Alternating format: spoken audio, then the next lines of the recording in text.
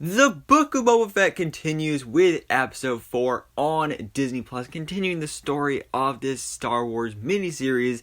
And actually, so far this series has been kind of hit or miss, especially last week's episode was pretty meh. But this week's episode, I feel, is really kind of the turnaround point for this series. We're over halfway through now. There's 7 episodes in the series. This is episode 4. So, it's about time. But things are finally getting good here. Like, this episode, it still has its problems, but for the most part, I still enjoyed it.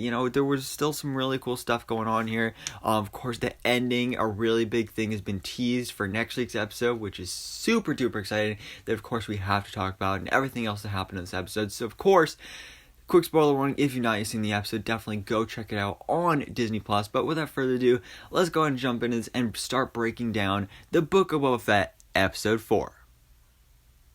So we get some more flashbacks in this episode, and actually the episode just starts off with the flashbacks as all of a sudden we got some more back-to-tank action here. We got some more flashbacks following up after, of course, last week's flashbacks where Boba just found that the Tusken village had been burned down.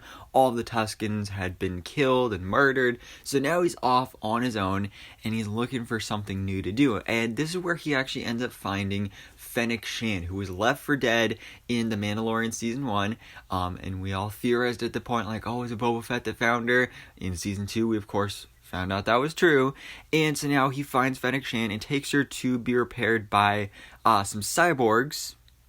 Now, why did he decide to save her? Not only because he has a little bit more humanity now that he's lived with the Tusken Raiders, but also just because he actually needs her help to get back his ship from Jabba's palace, which he is calling the Fire Sprayer, which, of course, previously the ship was called Slave One, but now it's been officially announced, confirmed that they're not going to call it that anymore just because, obvious reasons, and it's now going to be called the Fire Sprayer, which I think is a pretty weird name. Slave One is like a really cool name, but again, at the same time, I understand why they don't want to call it that. But anyway, they go to Jabba's palace and they fight a bunch of guards and are able to get back the ship. And I love how actually one of the robots they're fighting is actually the chef. And he does the General Grievous thing from the prequel movies where he has like 4 arms and then just starts like rotating them in circles. Like how in the prequel movies, General Grievous, he had like 4 lightsabers at once and just started rapid fire, just spinning them around. That was great in that movie, and it was great to get this kind of reference homage here in this episode. I thought that was really cool. Imagine it's actually General Grievous brought from the dead. That'd be hilarious. But yeah, that was a really cool reference. I enjoyed seeing that. But like I said, they do manage to get the ship, and after this, pretty much the whole plan was, alright, you have to help me out getting my ship, and then after that, your debt is paid and you're free to go. So he's like, all right, where do you want me to drop you off? And she's like, you know what? Never mind. Like, I'll just go with you. So she decides she's gonna stick around. We got a new partner on the squad here, and so they go back to Tatooine, and Boba says he has some debts to pay, and so automatically he goes off and kills a bunch of the Nikto bikers because of course they were a big threat to him in these previous flashbacks.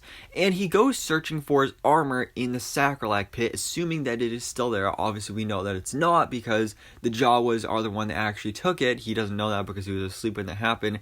And eventually Timothy Oliphant's character gained the armor and basically became the new sheriff of his town, and we saw that in, I believe it was the first episode of The Mandalorian Season 2, but yeah, so that's what happened with his armor.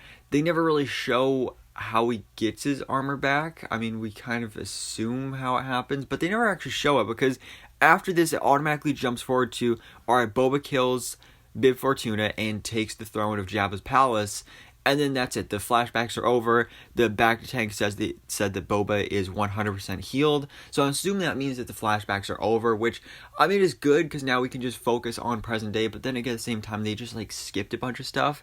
So I did think that was kind of a little weird, but then also at the same time, a lot of stuff they did skip, it happened in The Mandalorian Season 2. So you can kind of fill in the blanks, but it was still kind of a little weird. Now in present day, like I said, Boba is woken up from the back-to-tank, and of course he goes back to the Cantina bar once again, where he runs into Black Chrysanthemum once again, who he just released last episode, and now Chrysanthemum is attacking some traditions. So he gets mad, he gets thrown out, he walks out. So Boba offers him a job, and now he's basically going to be a new bodyguard for Boba Fett, which I think is great. I feel like that's a good role for him. Boba and Chrysanthemum obviously have connections in the comics. They actually work together at a point. I don't know if they're ever going to reference that they know each other. But, hey, at least he's going to be a cool character in this series and in the remaining episodes, because Black Chrysanthemum is awesome. Like, he's a really dope character, great design, great characterization and everything. So I'm excited to see more of him in the series. But the ending of this episode is the interesting part, because we have a meeting between Boba Fett and the families of Mos Espa, and he forms an alliance with them against the Pikes. Now, after this, they all leave, and it's like all good and everything, and then all of a sudden, they say something about like they're gonna need some backup, and because Boba has like all these credits, Fennec Shand suggests like, hey, you could use all these credits to hire some muscle. And while they don't tell us who this muscle is that they're wanting to hire, all of a sudden you start hearing the theme song of The Mandalorian, of course hinting at the fact that next week that muscle that's getting hired is Din Djarin, Mando himself. And oh boy, I'm so excited for this. I mean, it's been rumored for the longest time that Mando would be appearing in the series, and I'm so excited this is happening, because it's been so long since we've seen that character. Over a year since The Mandalorian Season 2, and now we're finally getting the return of Din Djarin ahead of The Mandalorian Season 3, which is coming out at some point this year. And obviously, most likely he's going to be without Baby Yoda, because Baby Yoda is still probably, Grogu's doing his training with Luke Skywalker. But still, this is going to be awesome. I mean, seeing that the team up between Din Djarin and Boba Fett again is going to be awesome. There's been rumors that he's actually going to have a brand new ship, because of course his ship was destroyed in The Mandalorian Season 2, so he's going to have a new ship here. And yeah, this is going to be awesome. I'm so excited to see the return of The Mandalorian, get some Mandalorian team-ups here. Who knows, we might even get the return of some other Mandalorian characters, like maybe Bo-Katan. That'd be pretty cool. You never know, but I'm definitely excited to find out. But for now, guys, let me know your thoughts in the comments below. What did you think about the Book of Boba Fett, Episode 4, aka Chapter 4, on Disney+, and what do you think about the reveal that Din Djarin, the Mandalorian, is coming to this series? So guys, thanks for watching. Please drop a like if you enjoyed this video, and hit the subscribe button so I can keep up to date on everything that goes on in the Star Wars life.